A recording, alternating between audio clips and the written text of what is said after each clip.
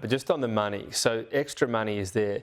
What are the requirements? Does it have to be spent? Is it just there and available for various state schemes? Is it necessarily going to be spent in that time frame, or is it just available? Well, it's money that will be put not into the HAF when that's established. It's money that's going to be made, put into the National or Housing Australia, the National Housing and Finance Investment Corporation, the government's investment vehicle.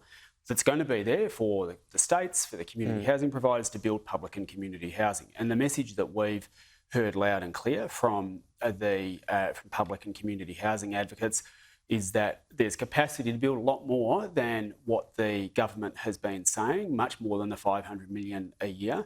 And so now, on top of the $2 billion that's already sitting in bank accounts, this is $1 billion that is now available to go out the door. So it's available. It doesn't have to be spent in that year. If the industry is struggling to build it in time, whatever it might be, it's sitting there. It might not all be spent, but it's all available. That's not the message that we're I understand what you're saying, but if there were a delay for whatever reason, approvals, anything like that. Well, on approvals, and the message that we're hearing from the construction... Well, I'd say two things. Firstly, the message that we're hearing from the construction industry very clearly is that because people are under such significant mortgage pressure at the moment and house prices are so high that are really pushing people to the wall, come the end of this year, there's going to be a need for new projects to come online. And so this can be that. Second is state governments have got a lot of their own projects and they own a lot of land where they can effectively control the public housing that they build there. They've now got no excuse for not putting the foot on the accelerator and building that public. You mentioned continuing the pressure on rent and perhaps a rent freeze is your desired outcome, even though I don't think any states are keen on that. How will you do that? Is it that you won't support the legislation for the Help to Buy scheme unless something happens in the rental area? Is that where we're shifting to now? States might not be keen of it, but renters are keen on caps and freeze on rent increases, and renters need breathing space to deal with the housing crisis. So we're going to keep pushing. And so I know the state leaders say that they're not keen on that. Not that long ago, Labor was saying to us there's no additional money in the kitty available to spend on housing, and we proved that that was wrong. And I know that Labor premiers and the Prime Minister are saying that they back unlimited rent increases. That is something we're going to push on because I don't think that's... Well, there's a big difference between unlimited and rent freezes, though, because quite a few are moving towards limiting of rent increases, but you can still increase versus freezes. Well, this is the problem. We've got the ACT where there is a cap on how much rents can rise by. And one of the things we saw Labor in Victoria dip their toe in the water and look at putting cap on rent increases. And then critically, one of the things they said is, well, they're concerned about doing it. If they do it and other states don't, what impact will it have? And that's why we think these kind of reforms need to be driven nationally. But is the more realistic one on that to have caps rather than freezes? Well, we've said we're willing to negotiate, and we've pushed for caps and freeze on rent. So freeze rents for a while and then cap how much they can go up after. If the government came back to us and said, look, let's have a discussion about a cap like they have in the ACT, we'd love to have that discussion. But instead, what we're getting from Labor backs unlimited rent. The interesting thing on the freezes aspect is things have gotten worse for a lot of renters over the past couple of years. They've got much worse for property investors. Interest rate increases for them. Some of them are, on not that expensive a house, might be $10,000 worse off a year, and they might be recouing, a couple of grand in increases in rent. So do you have sympathy for them? They'd be put in an even worse position if there was a freeze in that situation. Well, property investors have the capacity to pass some of that increase on. They can pass it on either to the renters or they can claim some of it through negative giving. But even from that in a net sense, renters can't, right? And so, it's the consequence of what you've just said is that all the pain gets pushed onto renters. But hang on.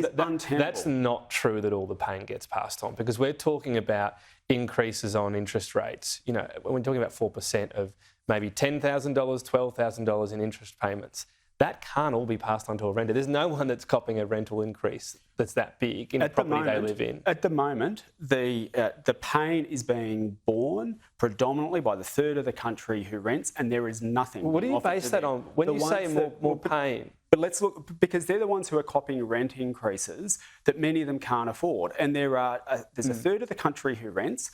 Labor's got no plan for them. The Liberals have got no plan for them. What is clear is that only the Greens are fighting for renters. And because they can't pass the pain on. Like, what do? When you get a rent increase that you can't afford, you either find a way of paying it or you find yourself homeless. A property investor can't just pass it all on. They can't just say, I'm going to jack up rent $10,000. That's property. Well, let's look at these. And I mean, we're not talking here about the Greens' position is to say, well, let's look at these property investors that have got multiple properties. At the moment, still under Labor, the single biggest line item that they're spending on is tax breaks. Most property investors have, property by the vast number, have one property. Well, we're talking about the ones who own two or more. But you're not talking about rental caps or freezes for only people that own, for people with multiple only, are you? We're saying very, very clearly, at the moment, the system is broken. But hang on, your caps and freezes. No, we're talking about it across the board. Yes. We're talking about it across the board. So when you say our issue is with multi-investment property owners, that's fine, but your policy doesn't cover them. It covers the vast majority of people who have one investment property and will be struggling to pass that on. Well, again, I make the point that if people have chosen that as their investment strategy, they go into it knowing that the government's going to bear some of that because you get to write some of it off as a tax loss. And also, what we know, and the data is showing this, what they're doing is putting up rents. Right, that is how. But not nowhere near as much as the interest rates have increased. Well, you may say that, but the renters at the moment are in crisis. Two-thirds of the country, one's rent's going up $12,000.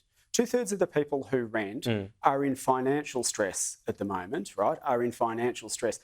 What you're outlining is a housing system that at the moment that treats housing as an opportunity to make a profit rather than a human right, and that's where we need a mind shift. One of the interesting things about rents around the world, investment rules and so on, is that rental properties are actually a more efficient use of housing. Rental properties tend to have more people in them than if someone buys them. Are you wary of that if you do change the rules quite quickly and investors sell out, and you'll say, well, fair enough, you can sell your property, you'll make a win, good luck to you, that actually the housing crisis could get worse because the efficiency of renting isn't there. People will be selling. Maybe first home buyers are getting in, but overnight we have, even bigger shortage of housing. Well, this is part of the reason that we've been pushing so hard for the government to get back into the business of directly spending and investing in public housing. Because but you can't do that overnight. It takes years to change that stuff. And that's why we need a rent freeze until those new.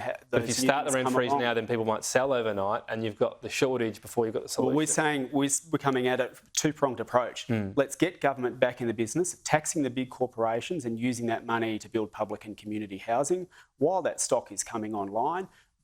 Renters need breathing space. Okay. We need a create freeze that on gap. Rent. But in the meantime, the consequence of what you're saying is that renters have just got to keep bearing the pain. Well, they could have a cap. Well, they could have a cap. Okay, quickly on this. So are you going to say we won't support Help to Buy unless some change happens on the renting landscape? Well, is it that simple? There's more legislation coming down the line where the Greens may be in balance of power, and we're going to keep fighting. That seems like a pretty clear one and a related one. Rent increases. Is that something you're considering saying we don't pass it unless something does happen on renting? Well, we'll see the legislation when it comes in. All of the options are on the table for us at the moment because we are going to escalate our fight for rent freeze and caps because something needs to be done to address the rental crisis. Okay, same for PRRT. Could that be another one? Well, on PRRT, you've got a tax that was written by the gas industry that the gas industry is begging the Parliament to pass. So you just basically won't... I'm sorry to jump in very early on that one. We're nearly out of time. But is that just a position you're not going to pass it at the moment regardless? It needs to be more money raised? We need to make these big gas corporations pay their fair share of tax and use that to fund the services that people expect. Meaning you wouldn't pass it as is? Let's see if and when the government decides to bring the legislation forward, but something that's written by the gas industry. Okay. Why do they want it passed? Because they'll keep getting away with making profits without paying tax. Adam Bandt, thanks for your time. Thanks.